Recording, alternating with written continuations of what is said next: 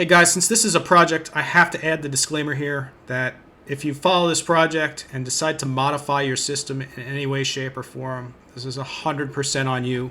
I'll do my best to provide accurate information, but there's no way I could 100% know every implementation configuration that you would be running on your infrastructure. Thanks for the added and continued support. Please subscribe if you guys haven't already. Your subscription is what continues to allow this project to run. Hey guys, welcome to a server build.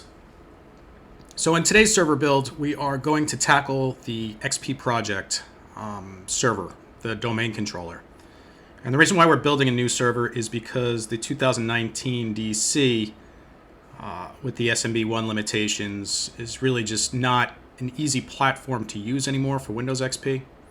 So I figured for the sake of this, we could do a 2008 R2 build, and we could walk through the process of not only getting 2008 R2 up and running, but also how do we import and implement the 2024 benchmark ADML, ADMX configuration, and then the legacy configuration set for Windows XP to function on a 2008 R2 domain.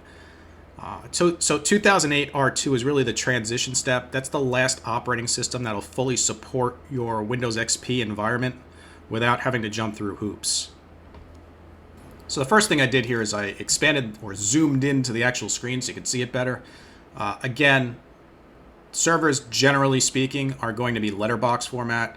That really doesn't change until about 2019 server and 2022 server, where you start to get support for wide screens inside of a server closet. Because generally inside of a server rack, you're pretty much limited to the space available for your monitor connection. And one of the more popular things to do, or used to be anyway, was not to actually have a cart with a monitor on it, but actually have a slide out like 1U monitor keyboard combo that would allow you to connect to a KVM to actually switch between servers. So those were always square screens, which is why the majority of your server installation process are going to be square based or 1024 by 768. That's the norm for a server installation. So let's run through the server installation, and I'll show you the differences that exist in a server config, and the things that are the same we'll just skip over. I'll just assume that you know them since you're in a video series that's based on a project configuration for Windows XP. So even though this is the same as everything else, we'll start at the beginning here, and we'll just click Next. And again, the same, we'll click Install. So this is obviously different than any of the other operating systems because you're going to get a list of available server installation products. Now, the reason why you get the list is because it's going to match whatever license you have. But keep in mind that it doesn't matter, because you could always use the dism commands to actually change this later on in the process. So it really wouldn't matter anyway, but for the sake of the installation process, not having to either roll back or roll forward with additional functions and features, you always want to choose the set that you need. So for this particular server, we want to do a server 2008 R2 standard full installation. Now, standard server core installation is going to be the non-GUI. Then we're going to have the enterprise licensing, the data center licensing, and then we have the just the web server. So these were all different licensed servers that existed in the 2008 R2 environment.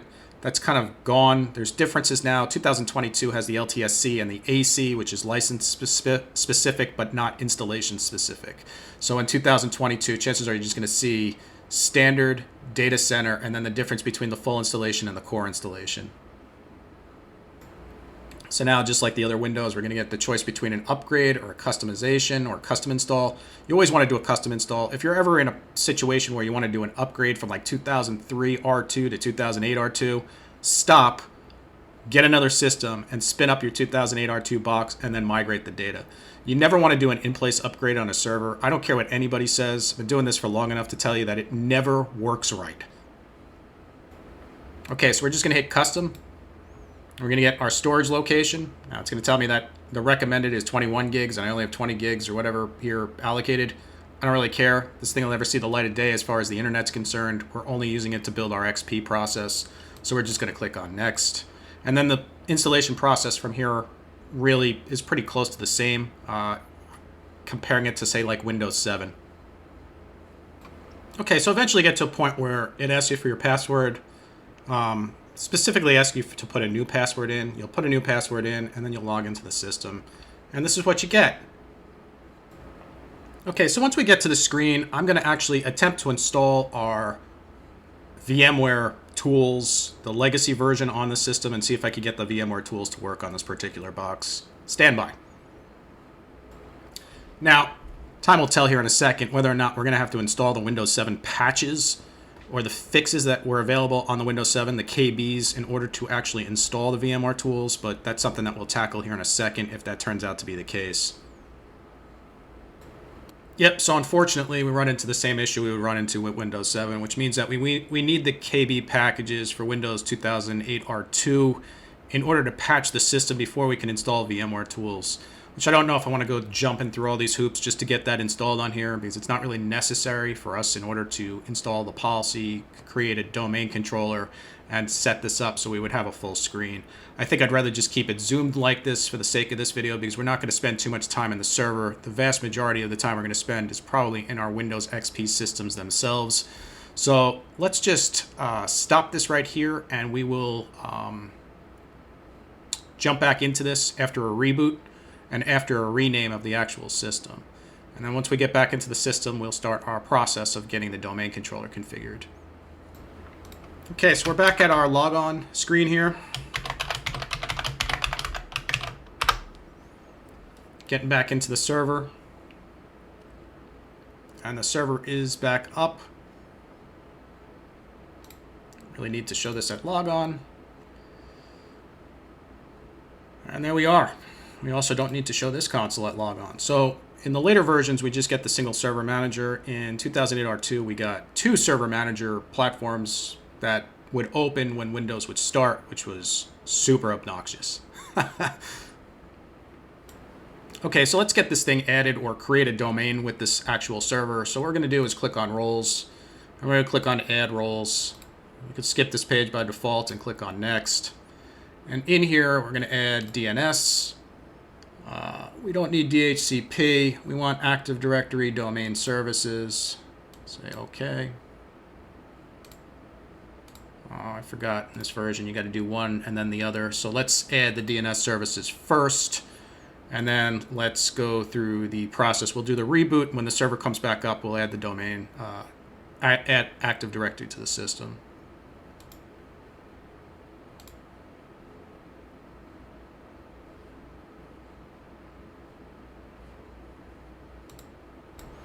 Okay, so we're back at our logon. Back into our system. Back in Server Manager. Go back into roles. We'll do an add of a role. We're going to add Active Directory Domain Services and add the required features. And click on Next. Click on Next. And then we're going to click on Install. Okay, so we're back at the point where we get to log on. System had just rebooted after we installed our Active Directory domain services. Now keep in mind, installing the domain services through the server manager doesn't actually configure your Active Directory configuration. It just installs the feature to allow you to configure your Active Directory configuration. So the first thing we'll have to do is we'll have to set up our ADDS, and after that we could either do the DNS after or we could do it beforehand. I'm not really sure which direction I want to go with this because either one works. Okay, so I figure what we'll do first is we'll probably just do the DC promo on the actual server so we could promote the actual domain controller. Now keep in mind, DC promo doesn't exist in 2019. Actually, I don't think it exists in 2012 through 2022 server anymore. It's been replaced by the server manager function, but on these older boxes, it's just DC promo.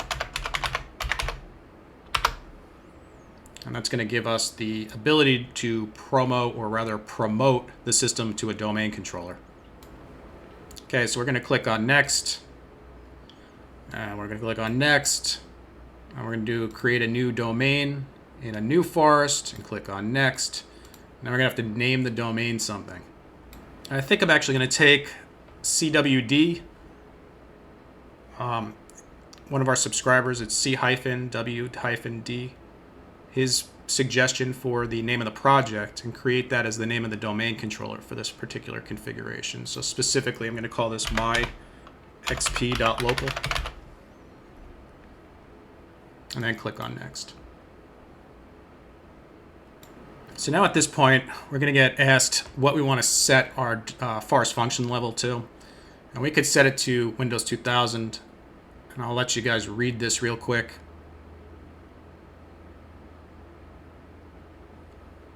Or we could set it to Windows 2003. Again, guys, feel free to read this, pause it as you need to, but I'll scroll down so you can actually see the text.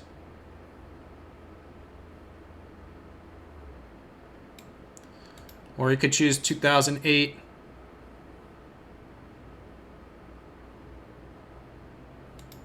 Or 2008 R2.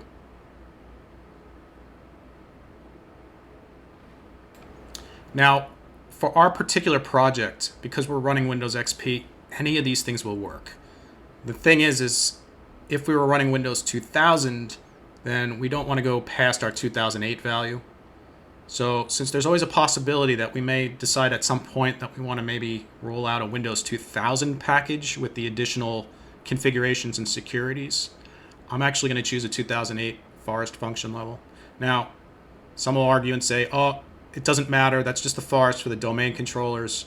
And you're right to an extent, but we're talking about group policy modification in a system that's technically end of life and doesn't support the Vista platform. And by 2008 R2, you figure that's really Windows 7 operating system, so that's after Windows XP end of life. If we were talking 2008, we're talking Vista, which it coexists with Windows XP, and as a result, it has more functionality into your Windows XP system. Now, Windows 2000, because it's so closely resembled to Windows XP, you could still use 2000 in a 2008 forest and domain controller level and still function correctly. Now, the reason why I chose a 2008 R2 domain controller over a 2008 domain controller is because the added group policy configuration editor. So it'll give me more flexibility in the group policy to actually apply the policies correctly. Now, you could do that in a 2008 system as well, but the 2008 system still uses the legacy policy set, which means that some of the later group policies won't function correctly unless you update the ADML and admx templates in the legacy configuration, which on Windows XP is going to be, well, it would work, but it would add additional steps to the project, which is just not necessary since we're starting from scratch. So for the sake of this, we're just going to choose the Windows Server 2008 configuration, and we're going to choose Next. And then we're going to get the domain function level, right? So this is different. The domain function level is the actual domain controller, not the forest. So the forest is all of the domain controllers. The domain level is the addition of additional configuration standards. So it's having the ability to run everything in the 2008 environment, but adding the functionality, the security level of the 2012 or 2016, 2019, or 2008 R2 in this case is built-in security. Now, for the sake of what we're doing, since we're going to modify all the template configuration and roll out the later versions for 2024 standards, the configuration in here really doesn't make much difference, because while we add these additional security level configurations to the operating system, our configuration for the XP machine is going to go well above and beyond what is available in here anyway, so it doesn't really much matter for what we're doing. So we're just going to choose 2008 R2 and click on Next. Now, keep in mind, since we didn't configure the DNS services yet, the server should automatically write the additional DNS configuration to your DNS server, so you don't have to go back and reconfigure it.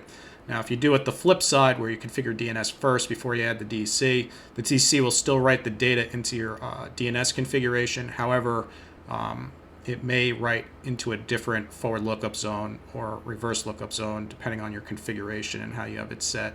So that's just something to keep in mind. That's the reason why I decided to go this route first versus the DNS configuration first. But you should always jump into the DNS configuration first, just to make sure that the service is running and that you can actually view the empty forward lookup zone and reverse lookup zone, just to make sure that there's no errors or issues there.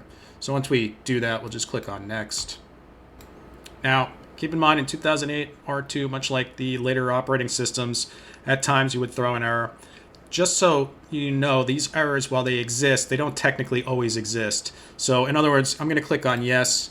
The reality is it may still write the information to the DNS server and be fine, but it may also throw an error. We might have to go in there and manually create it. But I mean, honestly, that's just Windows, and especially a 2008 ISO or 2008 R2 ISO file that has no updates of any kind on it. It's just out of the box. It doesn't even have the VMware tools or anything. So it's bound to have issues, but that's okay. We'll tackle them if we have them after we do the reboot. So at this point, we're just going to click on next. We're going to have to create our recovery password, so we'll do that, and then we'll click on next. So now we're going to get to the summary of our configuration changes, and we'll click on next. And we're just going to check the little box that says reboot on completion. And once this thing finishes writing our group policy and all our domain configuration that we just set here, it'll reboot the server. We'll log back into it, and we'll take it from there. Okay, so we're now back at the point we're going to log in. You'll note the NetBIOS name here of the MyXP. So again, thank you C-W-D for the suggestion, and I appreciate it. So let's continue on here.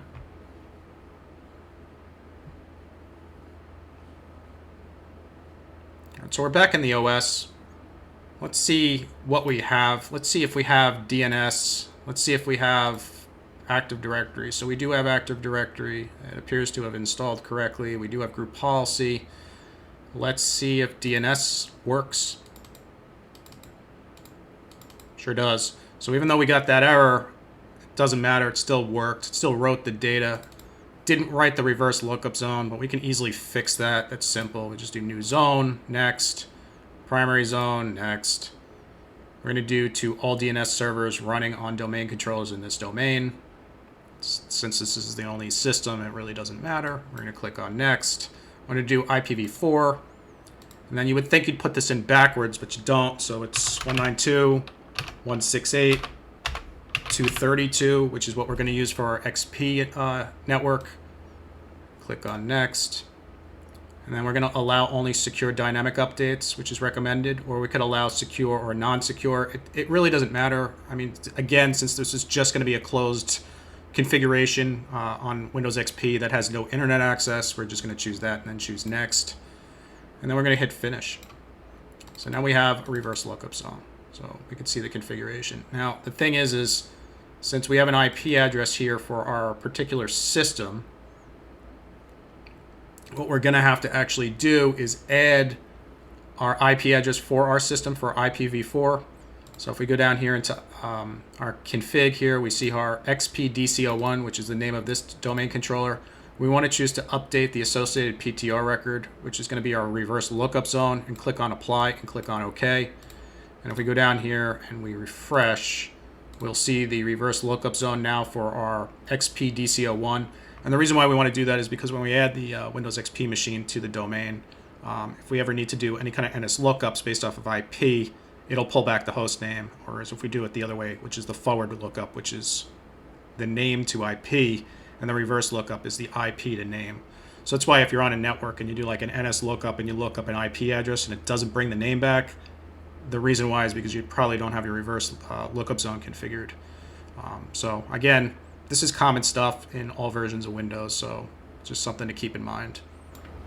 Okay, since we couldn't install VM tools on this thing, I'm going to have to shut the system down in order to add the network share that I have set up through the VMware tool configuration on this particular system, so we can access the location where we're going to pull all our admx and adml templates from, so that way we could start to go through our group policy config.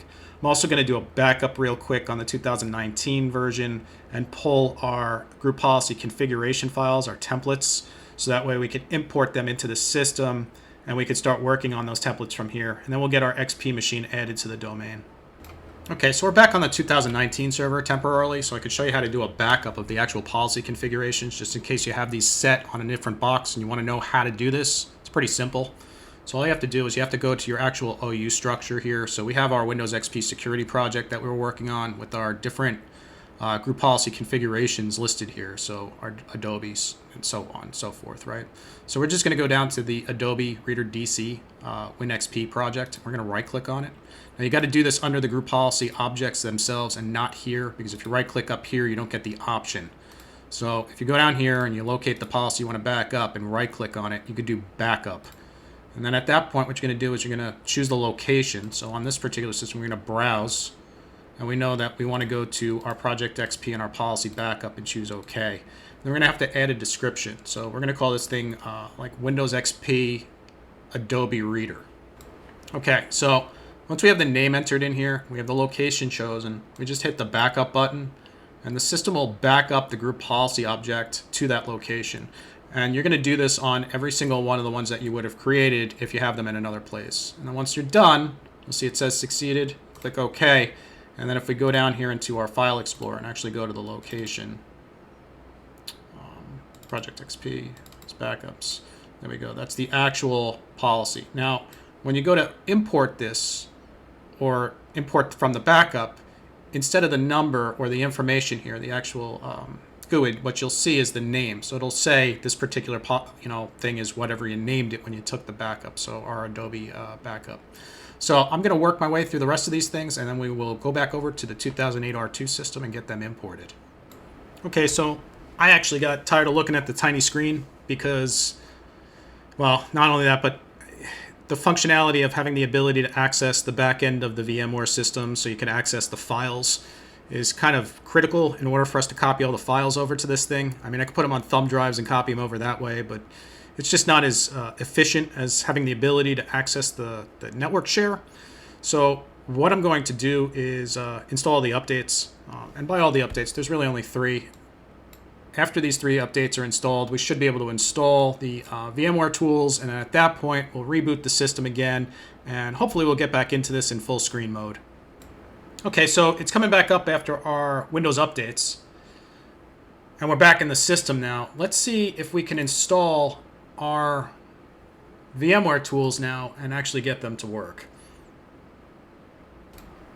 So the irony of this whole configuration in this project is that in our Windows XP environment, those systems tend to be pretty fast on modern hardware. But I've noticed, at least in our configurations, getting 2008 R2 up and running, which at the time was relevant or relative to all the hardware that was there, I'm noticing now that this particular system is extremely slow in comparison to, say, a 2019 or 2022 server, which is pretty amazing because it's really not that big, especially when we compare the physical size of the OS on the server to our 2022 environment. Now that said, we did finish our VMware tools install, so I'm going to reboot the system, and when it comes back up, hopefully we're in full screen mode. Okay, so we're back in the system, and obviously we're back in full screen mode, so that's good news. Let's see if we actually have access now to our VM folder. We do. There's our Project XP. So we have our server configuration stuff in here. We have our policy backups. This is the stuff that we took from our 2019 box. We have our policy definitions. These are the stuff that actually exists for Windows 11 that I'll be putting on the XP system. Then we have our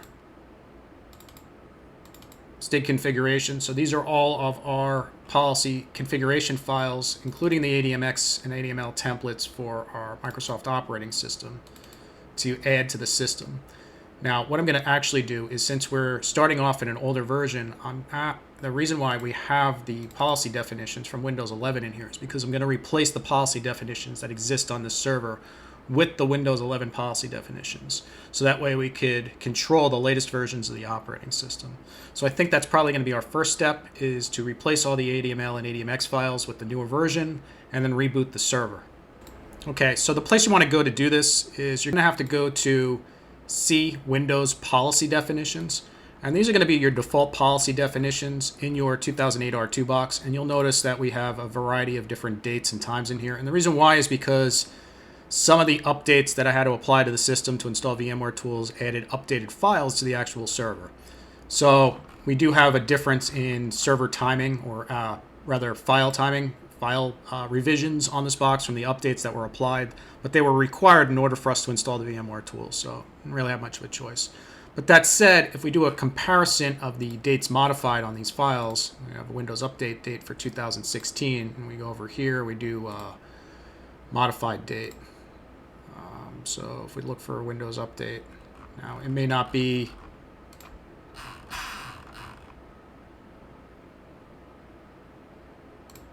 we go. So 11.5.2022, that's the later version. So we'll get the update settings. And what that'll mean is that in the group policy configuration editor, we'll actually get the settings to control the later operating system. So while that's not necessary to do in order for us to import these policies into Windows XP, because you got to understand the policy, all it is it's a control that controls a change that takes place in the registry. So on the Windows XP machine, if it doesn't have these templates available, it doesn't make any difference. What it'll do is it'll just change the registry value or add the registry value with the change in it. And that'll secure the system against whatever the configuration is that you put in place. Now, that means that even like things like, for instance, your UAC controls, which we touched base on in, I believe, a previous topic, is that the UAC controls themselves don't exist in Windows XP. But you could still set the registry configuration for UAC control. It just doesn't do anything because there's nothing connected to it in the Windows XP operating system. Now that said, if somebody down the road decided to take this build or this ISO file and say, I'm going to use this as a template or as a baseline, and they decided to introduce the UAC controls, the controls would then be limited to their configuration based off of the policy topic or the policy configuration. So what you're doing is you're really creating a platform in which people could modify the operating system, which I think for this particular project, I would love if somebody else out there would grab that and use it to actually build out additional topic, additional configuration based on the security standards. But with that said, I think I'm getting ahead of myself. So what we got to do first here is we're going to have to grab these files and replace these files in here with these files. Now, generally speaking, this should be relatively easy and straightforward. We should be able to just go in here and grab all the admx files that exist in here, right-click and copy, and then paste. Now, before I hit this paste button, I will say one thing, that there's a strong possibility that when we go to paste it, it may bark and say we don't have permission to. We may have to take permission of these files before we could replace them. But that doesn't always occur. That only occurs sometimes. And I don't know why, because there doesn't seem to be any reasoning behind it. I've seen it occur in 2019, and I've also seen it not occur in 2019. Not really sure. Okay, so let's paste these files. See what happens. Let's do this for the next 142 conflicts, and then let's copy and replace. And then we're going to do try again. So yeah, see, we don't have access to do this. So what we're going to have to do first is we're going to have to take ownership of these files first, so that way we could access this directory so we could replace these files. Okay, so we don't have access. And I kind of figured as much. But what we could do is we could do cancel, and then we're going to drop back a level to policy definitions, choose properties, security, advanced, and owner. And you want to make sure that the administrator is the owner. And if it's not, what you'll do is you'll click edit, you'll choose administrator, and then you'll replace the owner on the subcontainers and objects and hit apply. Then you hit OK, and then you hit OK, then you hit OK, then you hit OK. Now, what we're going to have to do is we're going to have to go in there and we're going to have to give ourselves access to the subfolders. So basically, give ourselves access to the subfiles in there, the admx templates themselves. So we want to have ownership of those files. Okay, so let's go into that folder now, go to properties, and since we've already set the ownership, we're going to go to security, we're going to go to advanced, we're going to go to change permissions, and in here what we're going to want to do is we're going to want to add the administrator user. Even though we have the administrators group, for whatever reason, since they're set to special permissions, we're not inheriting, we want to just add the administrator itself. So we're going to type in administrator. And then we're going to hit check name. We're going to make sure we choose the administrator and not the administrators group. And we're going to hit OK. We're going to give full control. Make sure it applies to this folder, subfolders, and files, and hit OK. Now, once we're in here, we'll see the administrator has full control. We want to replace all the child object permissions with inheritable permissions from this object. Make sure you check that box and not the one above it, because if you check the one above it, it'll get the permissions from the Windows folder, and that may cause issues. So just don't do that. Make sure you choose to replace it with this object. Hit apply, and yes, and then hit OK, and OK, and hit OK. Okay, so now we have our permissions set. We're in here. If we right-click on a file and we go to properties and we go to security, we'll see the administrator account here with full control. So we should be able to go here and copy. And again, make sure you copy only the admx files and not the enus. That's the ADML. We'll get to that next. And we're going to go over here, and we're going to right-click, and we're going to choose Paste. And we're going to do this for the next 247 conflicts and choose Copy and Replace. And there you go. Now we have all of the configuration files added to the system, and then we have the older legacy stuff still in existence. Now this legacy stuff will give us additional functional controls for our older system. So we can control both new and old since we have the full suite of data for the admx templates. Now, that's not the ADML files. The ADML files are the templates that are the language templates. So if we go in here, we should have full control since we click that checkbox to give permission or allow these subfolders to pull the data or the details, the security from the main policy definitions folder. So we should be able to just drill in here and then drill into our enus location. We're going to copy all of these files. We're going to go over here and we're going to right click and choose paste. And for the next 142 conflicts, we're going to do copy and replace. And there we go. Now we have the copy and replace done for the ADML files. So that's the policy definitions. So what that'll do is that'll allow our group policy now to have the latest ADML and ADMX configurations that we'd find in a 2022 server.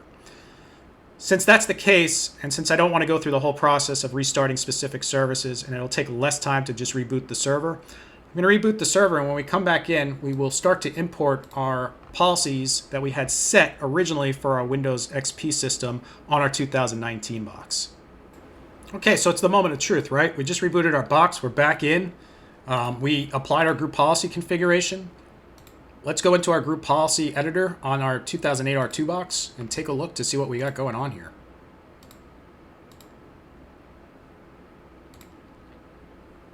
So the first thing, obviously, we're going to have to do here is we're going to have to create a group policy object itself so we could go into the configuration editor to see what we got going on. So we're just going to do new and do test. We're going to right click and do edit. And then we're going to go in here and we're actually just going to look. So yeah, it definitely worked, right? So we have Google now for Google Chrome, the latest version with the Google Update services. Let's see what else we got in here. Yeah, we have Mozilla. We have Firefox policies now in here that we didn't have before. I mean, like, here's PowerPoint 2016. Microsoft Edge controls. Now, again, this is 2008 R2, right? So none of this stuff exists inside of a 2008 R2 configuration. 2008 R2 doesn't know what Skype for Business 2016 is. It doesn't know what Microsoft Edge is. It doesn't know what the Lapse configuration is. These are things that didn't really exist in the 2008 platform. So that shows that our configuration absolutely worked. It gave us the functionality and ability to modify or to manage the later operating systems in 2008 R2. Now, this is how you would do this if you had Windows 11 and you only had a 2008 R2 domain controller. So that's why I'm going through this in detail, because I'm sure there's people out there still that are running 2008 R2 domain controllers that have Windows 11 systems.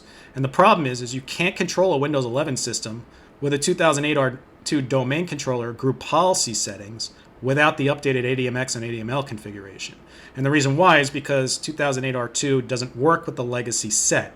Or rather, 2008 R2 only provides a legacy set of configuration details in the ADML and ADMX settings. But Windows 11 requires the later version, which is like post Windows 8.1, really, for their configuration to work. So putting this in place would give you the ability to do that. Now, 2008 R2 is dead. I mean, you can't use it for Azure integration services, but you can run your Azure integration services on a Windows 10 machine and control the policy on the Windows 10 machine and your Windows 11 systems to use the Azure integration services and still maintain a 2008 R2 domain controller. So these are ways to work around limitations of the older operating systems if you have the older hardware servers still running in your infrastructure.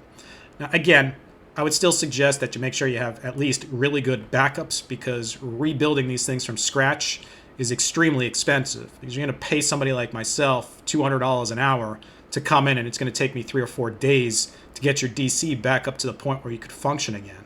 So at that point, I would tell you, don't do it, just replace the system. But if you're in a situation where you're still running 2008 R2, make sure you have good backups. Make sure that you maintain it so that way you can maintain the later operating system desktop side so you don't end up with issues. But at any rate, again, I don't want to digress too far from our project, right? I'm just trying to give you guys some information.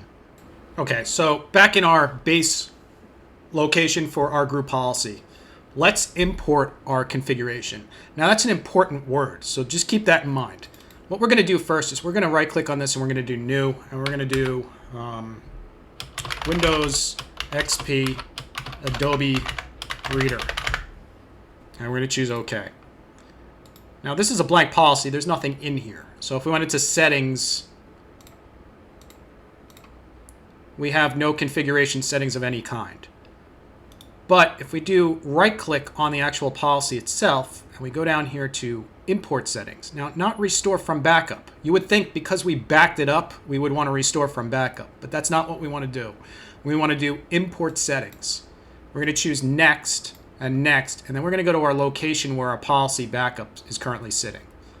So we're going to do next, and here is our policy configuration we just pulled from our server.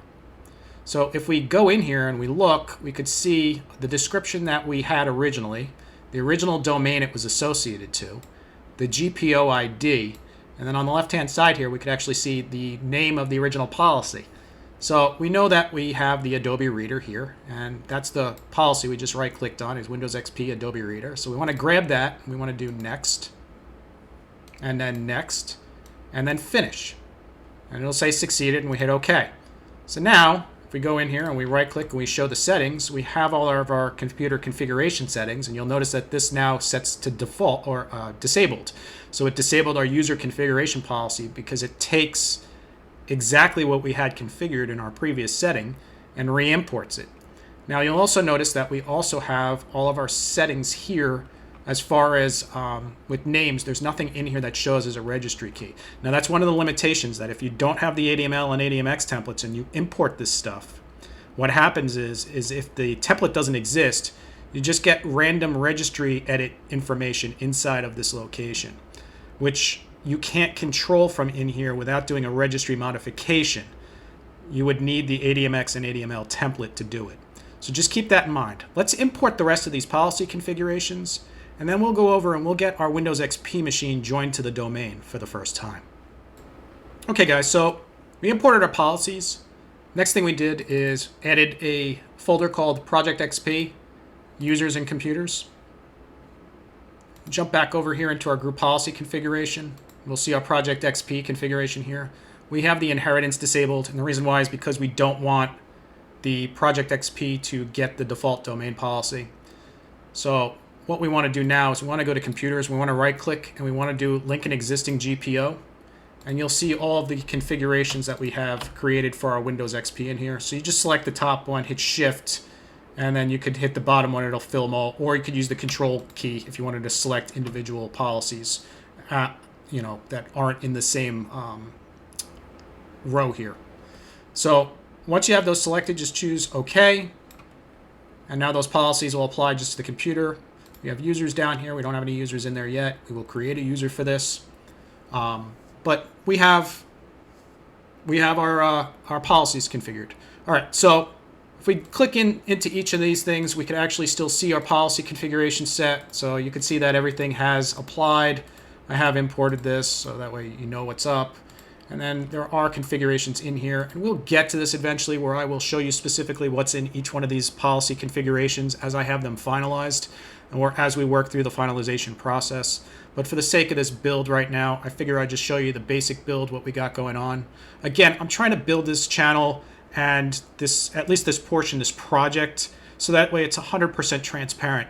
You know what you're installing. You know what is in the package, and you know what's configured. Instead of just some random files on the internet that you got to take the guy's word for, I figure I could show you specifically what it is that you're installing and configuring. So that way you know what you got going on the other end. Or if you're in that situation where you still have XP on your domain and you need to actually work through these things yourselves, you could recreate what we go through in these videos to do it yourself. So that way you don't have to take my word for it. You don't have to use the files that I'll provide. You don't eventually have to use the ISO file that I'll build out. But you'll be able to do it yourself based off of the configuration we have here. So let's move on from here and let's go over to our Windows XP machine now and let's add that to the domain. So before we jump over to that, what I'd like to do is create a user. So that way we have a user for the actual desktop. So that way when we configure the policy configuration, the policy set on the actual desktop, we'll have that. Now keep in mind this particular user I'm going to add as a local admin on that system. And generally speaking, I wouldn't do it the way I'm going to do it in this video, which is I would create delegated access controls in a 2019 or newer server.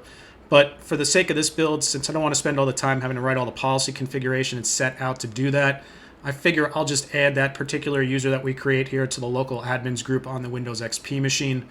So with that said, we need a user for this particular project. Okay, so I created a new user account, calling it beta 1 user or builder 01, which is going to be our local XP admin account once we get our XP system added to the domain. I decided to do this before we add the system to the domain, so that way we have a user account to use once we're on the domain with that particular system.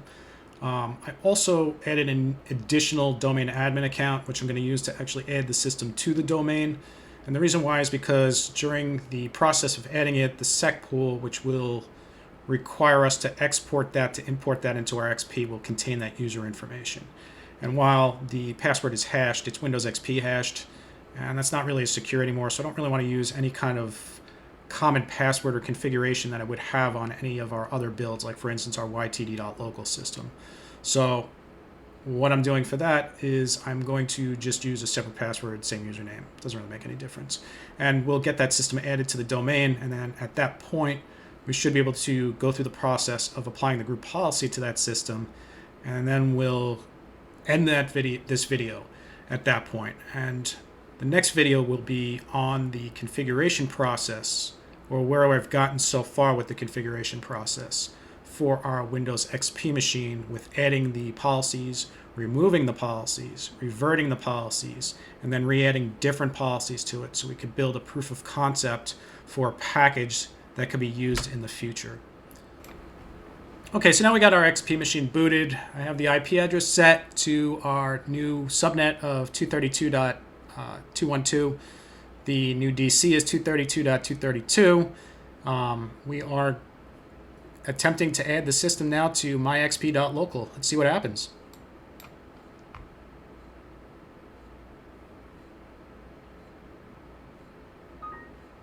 There we go. We've added the system to the domain. Going to restart the system for the system to come back up, but we don't want to restart it now. And the reason why is we want to add our local administrator account to the system before we reboot it, so we can log back in as a local admin versus the domain admin account. So we're going to go to groups and administrators, and we're going to do add, and we're going to look for builder 01.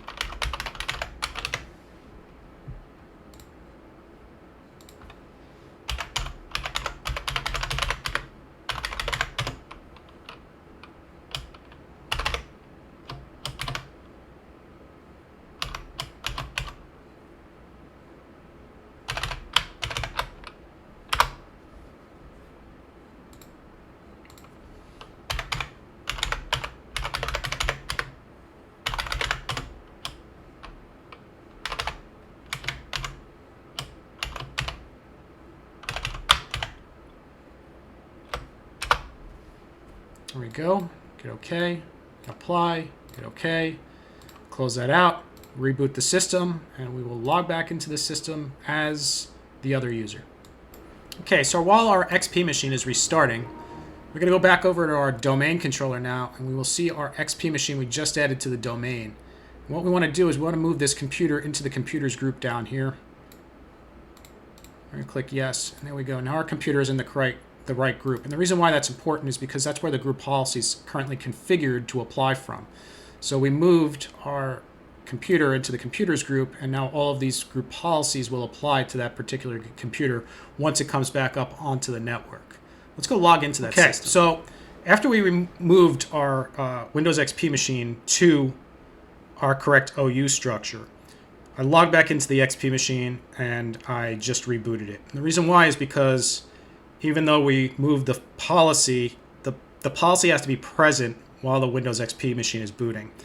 Windows XP doesn't do the on-the-fly policy update cycling the same way as your Windows Vista and later systems do, especially in the newer domains.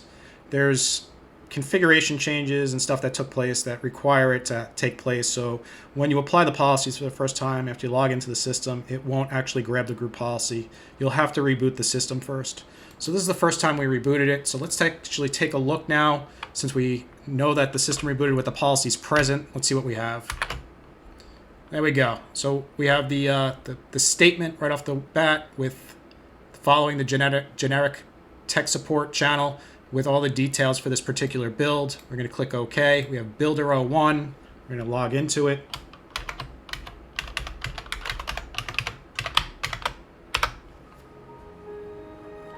And there we go. We have Windows XP loaded. Okay, so now that we're in XP, let's just confirm that we do have group policy applied to this particular system. So what we're going to do is we're going to open up a command prompt. I'm just going to do the run cmd, and we're going to have the list here. And what I'm going to do is the first thing I'm going to do is I'm going to create a folder called tools. So mkdir c:\tools. All right, so we now have a tools folder, and I'm going to do a gp result z. I'm going to send that to c tools result.txt and hit enter.